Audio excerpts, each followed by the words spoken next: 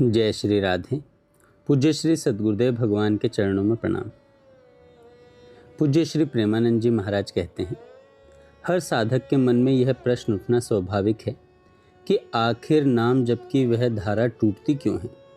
आखिर वह कौन सी बाधा है जो हमें निरंतरता से विमुख कर देती है। आपका हृदय ही वह एकमात्र साक्षी है जो आपके आध्यात्मिक प्रमाद का निष्पक्ष उत्तर दे सकता है। स्वयं से प्रश्न करें, चिंतन क्यों छूटा और कहाँ छूटा।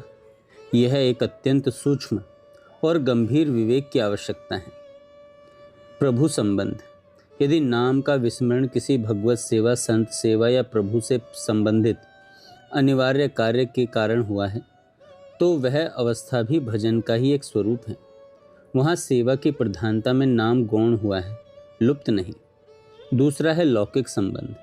इसके विपरीत यदि किसी सांसारिक आकर्षण, लौकिक मोह या तुच्छ सांसारिक संबंधों के कारण नाम जब छूटा है तो इसे समझौता माना जाएगा। एक निष्ठावान उपासक को अपने नाम जप के साथ ऐसा समझौता कभी स्वीकार्य नहीं होना चाहिए। अक्सर उपासक यह तर्क देते हैं कि सांसारिक कार्य करते हुए नाम जप संभव नहीं है या व्यस्तता के कारण जप रुक जाता है।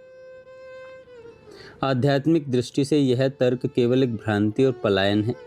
सच्चाई यह है कि इस प्रकार के तर्क केवल अभ्यासहीन साधक के ही लक्षण हैं। यह उन लोगों की वाणी है जो शरणागत बल से रहित हैं। जिसके जीवन में शरणागति का बल है वह ऐसी निर्बल बातें नहीं कर सकता। जो शरणागत उपासक हैं और जिसका जीवन सतत अभ्यास पर टिका है वह कभी ही ऐसा नहीं कह सकता कि काम के कारण नाम जप रुक गया। जिस प्रकार देह की अन्य क्रियाएं स्वाभाविक रूप से चलती रहती हैं वैसे ही उपासक के लिए नाम जप का अभ्यास ऐसा होना चाहिए कि हाथ अपने नियत कार्य करे और निरंतर प्रभु चरणों में संलग्न रहे चित्त।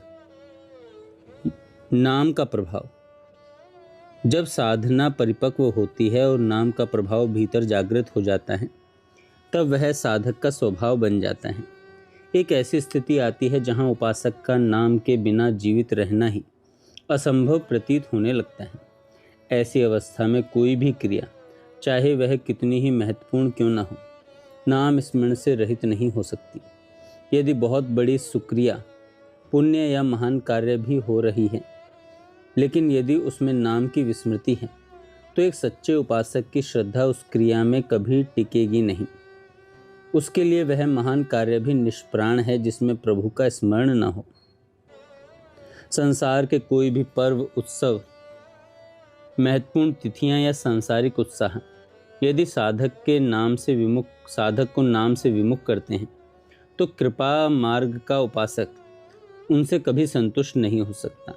वह इस बात पर राजी ही नहीं हो सकता कि कार्य की सिद्धि तो हुई पर नाम छूट गया। सज्जनों, शास्त्रों का सार है।